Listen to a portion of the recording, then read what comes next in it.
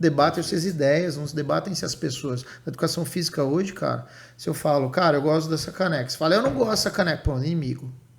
Aí os caras que me seguem já não sei o que, indireto. Cara, quem ganha com isso? Quem? Rapaziada, tô morrendo, o pessoal tá, o mundo, não o Brasil, tá morrendo no sofá. Tá morrendo no sofá. E nós vamos brigar porque o... Claro, desde que embasado, né? Não pode ser um negócio esdrúxulo. Senão tem que tomar porrada mesmo. Mas, não, eu sou bonzinho, tá na página 2, né? Mas, cara, é do jogo. O debate, a discussão, a discordância é do jogo, cara. É do jogo. Hoje até a gente vai voltar nesse assunto, mas hoje está rolando uma polêmica lá no meu Instagram. É um corte no qual o Walter Krause fala sobre levantamento de terra. E eu não concordo com parte do que ele está falando ali. E nem por causa disso eu deixei de compartilhar o corte no meu Instagram. Eu compartilhei o corte, botei o meu ponto de vista em texto, falando, antes que perguntem meu ponto de vista, tá aqui no texto. Não é completamente conflitante com o que ele defende, né, com o ponto de vista dele, mas também não é congruente. Né? E mesmo você discordando, ele fez o collab contigo. Exato.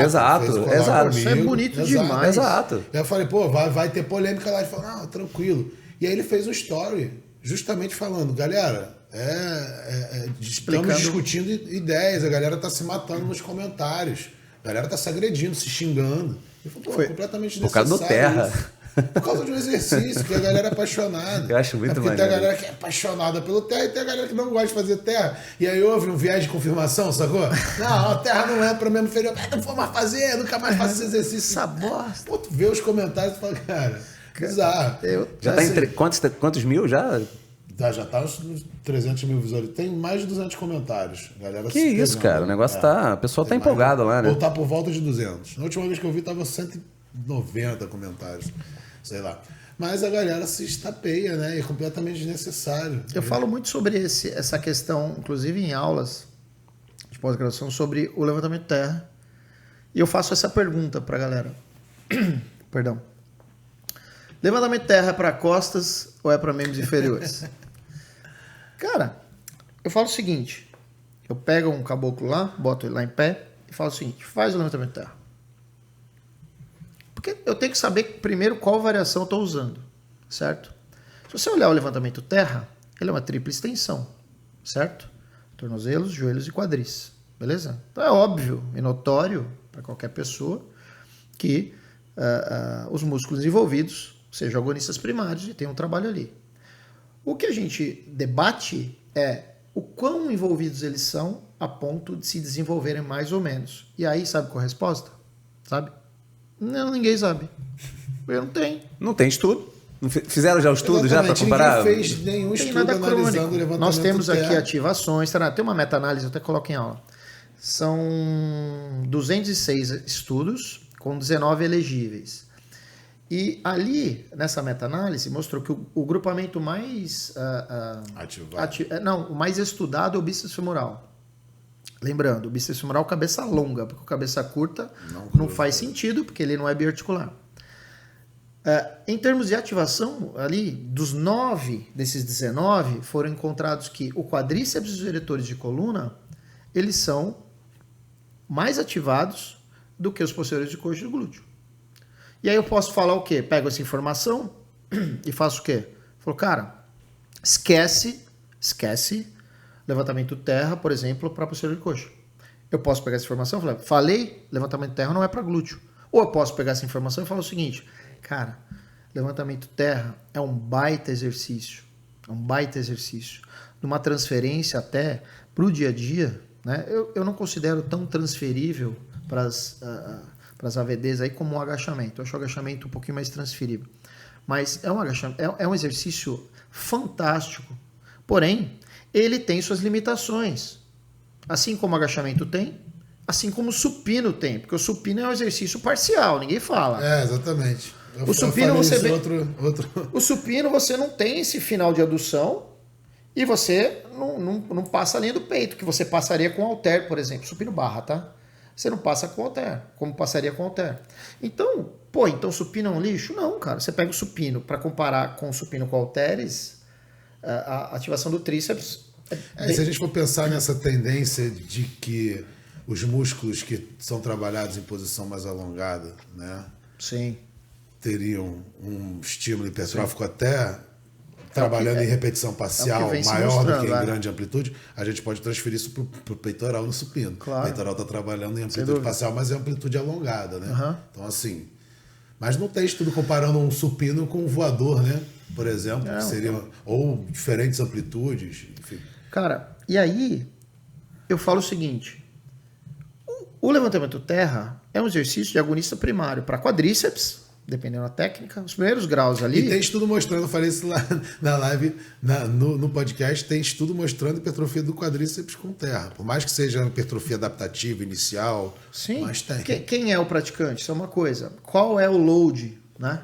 Qual é a carga total levantada? Qual é a carga de treinamento esse praticante? Qual a experiência na tarefa? Tudo é isso. Então, eu não discuto em termos de hipertrofia, porque nós não temos assim tanta coisa. Não tem nada, né? Se for pensar em hipertrofia de glúteo, isso já foi falado aqui. Existem 4 ou 5 estudos que analisaram hipertrofia de glúteo. Então, assim, e os caras se estapeiam, bicho. Analisando glúteo. Tem estudo que analisou glúteo em resposta ao treino com oclusão. O outro analisou glúteo com diferentes amplitudes no agachamento. O outro analisou glúteo... Nenhum analisou 4 apoios, nenhum... Os que tem agora um que analisou elevação pélvica, tinha um outro que é duvidoso. Esse daí não vale. Tem uns que não vale. Tá certo. Quando não é sério, não vale. Mas, aí eu falo o seguinte pra galera. Cara, é óbvio que é para membros inferiores. Mas aí, nos membros inferiores, em função do paradoxo de Lombard, primeiro você tem que entender a questão de origem e inserção. Quando você pensa no exercício levantamento terra, que é o que nós estávamos falando, ou agachamento, são triplas extensões. Quando você está fazendo a fase concêntrica do terra, do agachamento, você está fazendo uma extensão de joelhos, né? Vou falar só dos joelhos e do quadris, tá? E de quadris, certo? Quando você estende os quadris, os posteriores de coxa têm essa função. Eles são extensores do quadris, exceto a cabeça curta do bíceps femoral. Ok. Só que eles são flexores dos joelhos. E a demanda é estender joelho. Se eles ativarem sua plenitude ali, o que vai acontecer? A tarefa não sai. Então há uma inibição, entre aspas, neural, para que eles sejam diminuídos a sua participação e a tarefa seja concluída. Fora isso, ele alonga na origem, encurta na inserção. E você fica naquele comprimento quase isométrico. Gente... Ele não encurta, né? Ele fica assim. E aí, sabe, o que acontece? Eu não estou dizendo aqui que o reto femoral não trabalha no agachamento, que o bíceps femoral não trabalha no agachamento. Lógico que trabalha, mas não são enfatizados. Então, quando você pensa no exercício de levantamento terra, exercício, por exemplo, de agachamento, eu entendo, com base na biomecânica, com base no meu livro, com base em tudo que eu leio, que se fazem necessários exercícios que enfatizem esses grupamentos. Então o agachamento... Já disse, trabalha reto femoral, mas não é a maior demanda ali. E o posterior? Menos ainda, você vai ver baixinho. E a gente pode fazer um paralelo, né? Até comparando os dois exercícios. Enquanto o agachamento, né? Você tem o levantamento, você tem uma demanda de quadril, né? Você tem um direcionamento maior para o quadril. Você teoricamente teria um trabalho de posteriores de coxa, né, de bíceps femoral, como você estava falando, maior do que no agachamento e de reto femoral menor no terra do que no agachamento. Exatamente, porque a mecânica deles é diferente. Então você pode esperar, de repente, até um maior estímulo para posteriores num terra e até um maior estímulo para reto femoral no agachamento, mesmo assim é mínimo. Tem estudo mostrando até hipertrofia no reto femoral reduzida, né? Alguns, acho que é uma revisão sistemática do Alexandre Ribeiro, do Alex Ribeiro, junto com o João Nunes, essa galera. E eles acham que eles analisam 16 estudos, eu já até mencionei aqui no podcast. Dos 16 estudos, acho que 4 ou 5 mostram alguma hipertrofia do reto femoral, né? Sendo que 11 não mostram, 0 hipertrofia do reto femoral. Os que analisaram hipertrofia do posterior não mostram hipertrofia do posterior, né? E os que mostraram, só 2 mostraram hipertrofia equiparável entre reto femoral e vastos. né? Sendo 3 que mostraram alguma hipertrofia do reto femoral, só que ela era reduzida em relação aos vastos. E aí, quando vai para uma cadeira extensora, todos os estudos mostram hipertrofia de reto femoral quase de 2 vezes dos vastos. Sim. Né? É igual ao estudo do próprio Thiago Mata, né? Falado, mostra claramente, ele fez isocinético, né? Tradicional, mostra que, de fato, por quê? Porque o quadril está em flexão o tempo todo. Então, quando você faz a flex extensão de joelho, você muda essa relação com a intenção. A técnica também, né? Porque se o cara flexionar menos o quadril, descer com o quadril mais ereto, Tem. fizer um Smith de repente. Quem é que está fazendo? Qual a técnica do cara? Qual a bagagem de treinamento que ele tem? Qual é o lastro de treinamento? Cara, isso é importantíssimo. Quando você vai pegar alguém para... Cara, você já treinou? Quanto tempo você treinou? É diferente. Porque às vezes a técnica dita tudo. Entendeu? Então isso é muito importante quando a gente pensa em participação dos músculos como um todo. Por isso que eu falo, quando você pensa em posteriores de coxa, na minha visão, eu respeito quem pensa ao contrário, mas faz total sentido você fazer o trabalho de isolados. Levantamento terra trabalha qual musculatura? Então a gente vai trazer aqui. Qual grupamento muscular, né? Bom, é priorizado o levantamento terra e, né, onde que encaixa? Qual treino? Treino de costas ou treino de perna, membro inferior? Cara, eu falo em aula assim, eu tô sendo redundante aqui, né? Mas eu falo em aula isso, né? É uma tripla extensão, né? Tornozelos, joelhos e quadris. Obviamente, os músculos envolvidos aí nessa demanda, né? Todos eles vão ter uma participação maior ou menor, de acordo com a técnica, de acordo com o praticante, etc. Quão maior, quão menor, hipertrofia, não hipertrofia, nós não temos isso de uma forma robusta para bater martelo. É contraditório, não tem.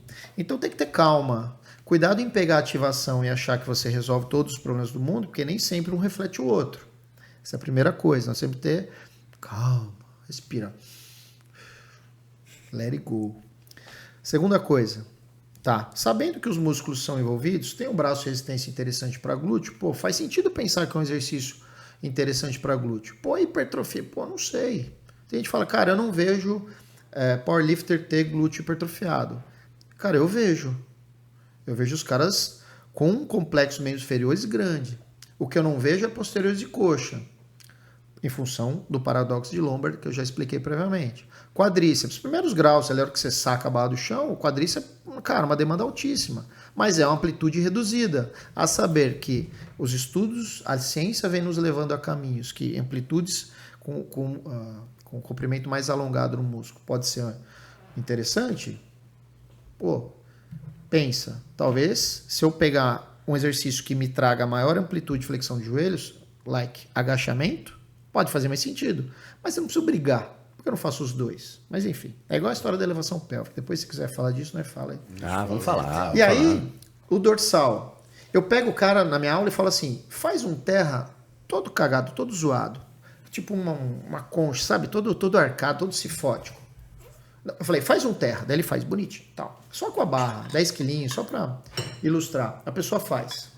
Aí todo mundo, caralho, viva. Eu falei, agora... O que você fez? Eu aduzi as escápulas, eu estendi o ombro, porque a barra tem que ficar rente, ela passa roçando ali, tá? Beleza. Toda a técnica do terra que eu não vou elicitar aqui. Aliás, se você quiser, compra um livro. Beleza, já fiz o jabá. Tô nem vendo. Mas, cara, faz ele todo cagado, eu falo. A galera faz aqui, ó. Falei, saiu o seu terra? Ele, saiu. Saiu errado, saiu ruim, mas a tarefa foi concluída. Então, o que eu digo é o seguinte... O trabalho isométrico de toda a cadeia superior do tronco, cara, é fortíssima no levantamento terra. Mas é isométrica. Ela não é... O terra não é dependente da cadeia posterior para que ele seja concluído. Ele é dependente para que seja concluído corretamente. Lógico que você vai passar o exercício correto. Não estou falando para passar errado, não é isso? Então, eu entendo o seguinte. É um baita de um estímulo isométrico. E vital para que o exercício saia de uma forma adequada. Se isso vai gerar adaptação em paravertebrais, em trapézio medial, não sabemos. Minha visão, treina dorsal e membros inferiores no mesmo dia. na briga, pra não ter briga e O tal. cara faz igual o powerlifter, né? Treina terra. Eu terra, sou terra. Jeito de treino de terra. Na verdade, os caras falam, pô, no terra o elo fraco é a mão.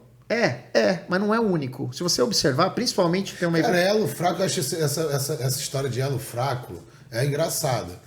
Porque você pode até ter um direcionamento, uma tendência a todo mundo falhar aquele elo fraco. Mas depende muito do indivíduo, né? Sem dúvida. Sem dúvida. Não, eu digo assim, porque eu tô falando aqui o que a galera costuma falar. Pô, a mão não aguenta. Tá, pode ser. Mas você já parado para pensar que a mão você resolve com o strap. Tanto que tem evidência que mostra, quando você põe o strap, você aumentou o ângulo de cifose torácica. Porque ele te joga à frente, cara. Ninguém pensa que os adutores das escápulas ali, cara, eles estão segurando herculeamente aquela posição. Cara, aquilo para eles... Porque quando faz terra, não terra simplesmente educativo, um terra pesado, cara. Mano, ali é um negócio brabo. Tanto que quando o cara chega em cima, ele se reajusta, né? Não tô falando de competição, tá, gente? Tô falando... pessoas, entre aspas, os normais, as academias. Então, assim, eu julgo um baita exercício isométrico, mas, jogando pro outro lado, pô, é um exercício para dorsal, ele é isométrico. Por que você não treina todo o resto dos grupamentos isometricamente, então? Note, eu não disse que não é, mas será que seria o melhor estímulo? Eu acho que ele pode ser complementar, porque o estímulo isométrico a gente sabe que não, sozinho por si só, talvez não seja o melhor cenário. Agora, cara, não tem nenhum problema se você incluir o treino de terra nos dorsais. Só que você tem que computar que você meteu membros inferiores ali. Glúteo, você meteu quadríceps, posterior, também, mas de uma forma um pouquinho mais... Se pensar em horizontalização do estímulo, é só a pessoa equilibrar ao longo da semana. Não tem problema encaixar o terra no treino de qualquer coisa. Nenhum. Agora, no meu ponto de vista... Você tem ali um trabalho dinâmico de quadril e joelho e um trabalho isométrico de toda a musculatura de membro superior. Aí, cara, se o cara vai precisar, né, de uma hipertrofia adaptativa para aguentar essa carga isométrica ou não, se ele tem amnésia glútea, joga para o quadríceps, né? Existem diversos cenários aí que a gente pode encontrar. Então, assim, foi o que eu botei no texto lá. Para mim, gera trabalho de todas essas musculaturas. Todas as variações vão gerar um trabalho isométrico de paravertebrais, de musculatura das costas. Quanto menos movimentação de joelho, mais extensores do quadril e posteriores, né? Então no stiff você vai ter ali um trabalho de posterior mais acentuado, né? Dos glúteos em comparação ao terra. No sumô, de repente, você vai ter um trabalho maior de quadríceps, porque tem maior flexo e extensão do joelho. E dá para fazer adaptação para se trabalhar, né? O meio, o hack... Isso é o Romania. Não, mas tem aquele... O que a galera chama de meio terra, né? Que mas é hack, hack pull, né? É meio terra. Hack pull, sei lá. Então você tira da... Então, assim, com movimentação da região lombar, até dinâmica. Então, sim. Então, assim, é discussão de... O que não é um crime, tá? Fala, pô, perdeu a lombar. Cara, veja só. Quando você perde as curvaturas da coluna, né?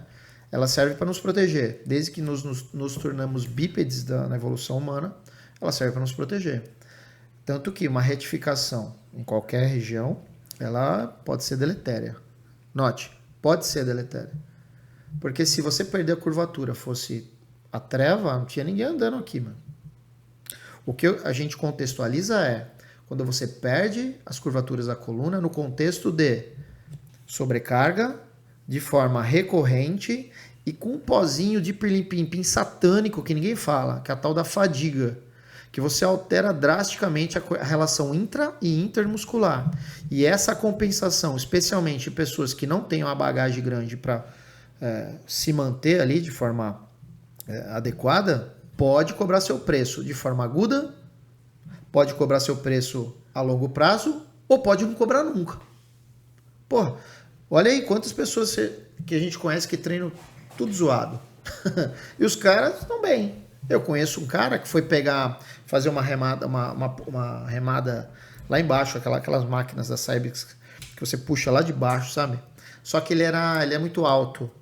E a hora que ele foi fazer essa remada aqui, essa puxada lá embaixo, tava curto o cabo, ele foi inclinado à frente, porque ele não alcançava. A perna do cara parecia um flamingo, assim. Cara, no que ele puxou, deu uma hernia extrusa nele. Ele saiu de resgate da academia, foi do meu lado. Então, cara, pode não acontecer nunca, pode acontecer sempre. A perda técnica não necessariamente leva a lesão. Lesão tem um espectro multifatorial. Mas que a foice da morte passe mais perto, passa. Download do podcast, o seu podcast na educação física. Se você curtiu esse corte, faça a inscrição no canal e ative o sininho para mais novidades.